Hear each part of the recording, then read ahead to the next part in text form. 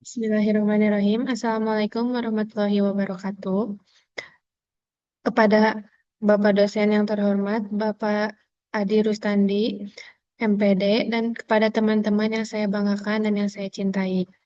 Kami dari kelompok kelima akan mempresentasikan materi kami yaitu menentukan berita, pidato, pertemuan, dan wawancara.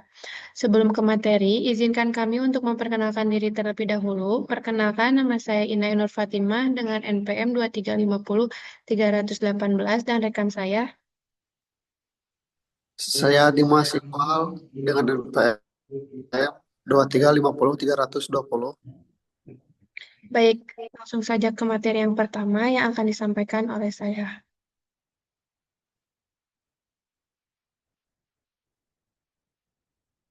Baik, di sini ada pengertian berita. Berita dalam jurnalistik adalah laporan mengenai peristiwa aktual dan faktual yang disampaikan kepada publik melalui berbagai media, baik cetak maupun digital. Berita harus faktual, menarik, dan relevan, serta disusun dengan struktur sistematis yang mengandung unsur 5W1H. Apa, siapa, kapan, di mana, mengapa, dan bagaimana. Berita juga harus berfungsi untuk menyampaikan informasi penting, memberikan edukasi, dan menumbuhkan opini publik terhadap isu-isu tertentu yang sudah terjadi. Selanjutnya, berita juga harus cermat dan tepat atau dalam bahasa jurnalistik harus akurat. Selain itu, berita juga harus lengkap, adil, dan berimbang. Kemudian, berita pun harus tidak mencampurkan fakta dan opini sendiri atau dalam bahasa akademisnya itu disebut sebagai objektif. Dan yang merupakan syarat praktis tentang penulisan berita, atau tentu saja berita itu harus ringkat, jelas, dan hangat. Sifat-sifat istimewa berita ini sudah termasuk sedemikian kuat, sehingga sifat-sifat ini bukan saja menentukan bentuk-bentuk khas praktik pemberitaan, tetapi juga berlaku sebagai pedoman dalam menyajikan dan menilai layaknya tidak suatu berita untuk dimuat kepada masyarakat atau publik. Selanjutnya, di sini ada unsur-unsur layak berita, yaitu berita harus akurat, harus lengkap, adil, dan berimbang. Berita harus objektif. Berita juga harus ringkas dan jelas agar berita yang tersampaikan kepada masyarakat itu jelas. Dan yang terakhir, berita harus hangat.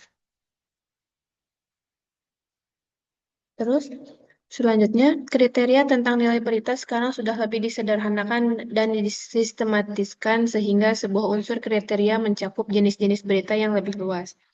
Kriteria atau unsur-unsur nilai berita yang sekarang dipakai dalam memilih berita yaitu aktualitas, kedekatan, keterkenalan, dampak, dan human interest. Selanjutnya, macam teras retorika atau rhetorical lead. Wartawan dapat memilih salah satu cara ini untuk memulai berita, pidato, atau ceramah. Yang pertama, dimulai dengan nama. Nama langsung menyebutkan pembicara sebagai objek utama. Contohnya itu, Presiden Jokowi menyatakan bahwa akan ada eh, rapat di Istana Negara, misalnya. Kedua, dimulai dengan judul pidato atau ceramah, yaitu memfokuskan pada topik resmi acara. Contohnya seperti pidato bertajuk yang judulnya Masa Depan Digital Indonesia. Yang ketiga, dimulai dengan kutipan langsung, yaitu menggunakan kalimat terkuat pembicara. Contohnya itu seperti korupsi adalah musuh terbesar bangsa.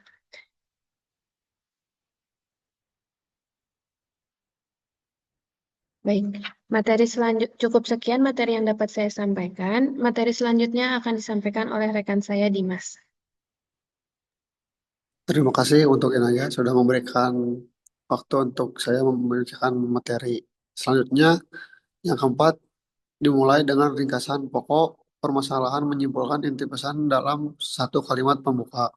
Contohnya yaitu masalah kesenjangan ekonomi menjadi perhatian utama dalam pidato yang disampaikan. Yang kelima, dimulai dengan peristiwa atau keadaannya, yaitu menjelaskan konteks atau latar belakang. Contohnya, dalam suasana yang khidmat di hadapan ribuan mahasiswa, Menteri Pendidikan. Selanjutnya,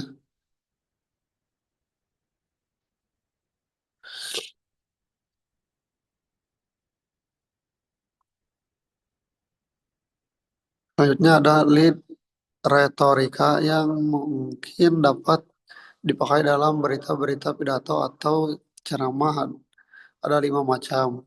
Yang pertama dimulai dengan nama pembicara, yang kedua dimulai dengan menyebut judul pidato atau ceramah, yang ketiga dimulai dengan kutipan langsung, yang keempat dimulai dengan ringkasan pokok permasalahan inti, yang kelima dimulai dengan peristiwa atau keadaannya, yaitu atau konteks.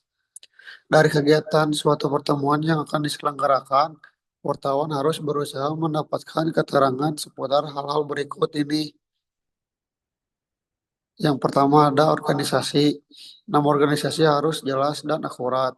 Yang kedua, waktu dan tempat penyelenggaraan, keterangan lengkap kapan dan di mana pertemuan dilaksanakan. Yang ketiga ada acara atau agenda. Poin penting agenda yang akan dibahas. Selanjutnya, terdapat 3 macam cara wawancara.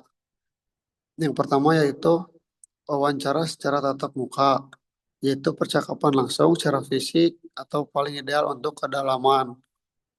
Yang kedua ada wawancara melalui telepon atau menggunakan alat komunikasi yang efektif untuk kecepatan.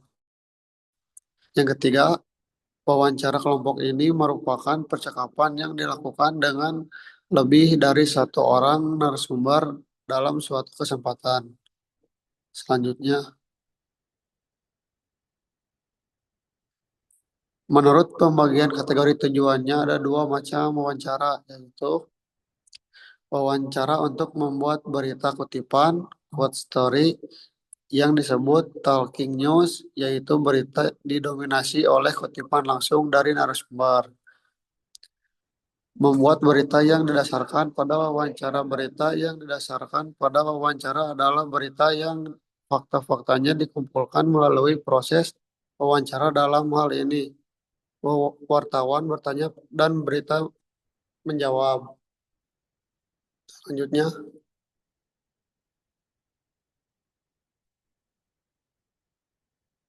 sekian materi yang bisa saya sampaikan. Selanjutnya, kembalikan pada moderator.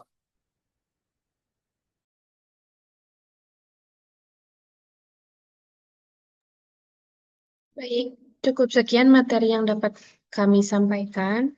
Selanjutnya, jika ada yang ingin ditanyakan, boleh ditanyakan langsung.